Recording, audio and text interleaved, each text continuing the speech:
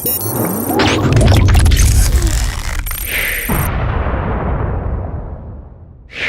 بالله من الشيطان الرجيم بسم الله الرحمن الرحيم Assalamu alaikum wa rahmatullahi wa barakatuh.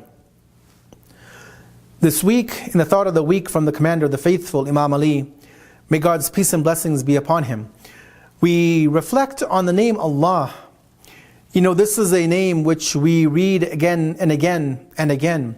In the Quran, we see the name Allah mentioned thousands of times. In our daily prayers, we read the name Allah, we speak this name of Allah umpteen times. In every action that a Muslim performs in his or her day-to-day life, this name is taken. Whether it be mundane activities such as cooking food, such as driving our car to work or to school.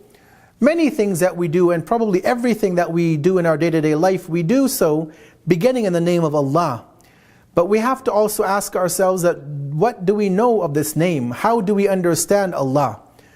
Today in the tradition from the commander of the faithful, he gives us a beautiful description of the name of Allah and what it means or how we should understand it whenever we invoke this beautiful name of our Creator. And the commander says the following statement.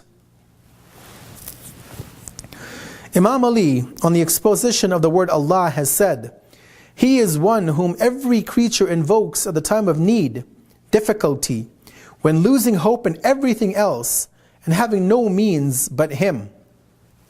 Ultimately, when we look at it, anytime any creature, any human being, any creature really, is in dire straits, in difficulties, are facing challenges that they have maybe never faced in their life, who do they call upon?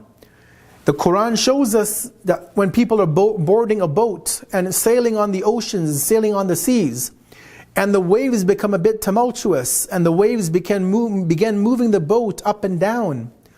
People yell out, "Oh God, save me, help me."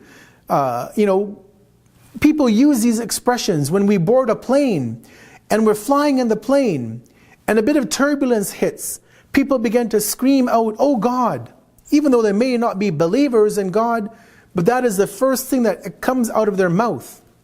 Anytime a person faces difficulty in their life, anytime a challenge is there that they can't deal with, Muslim or not, irregardless of what religion they follow, they call out to some supreme being, some entity which is greater than anything else in existence, and that is God or Allah or whatever name that we attribute to this perfect entity, this creator, this fashioner, sustainer of the entire universe.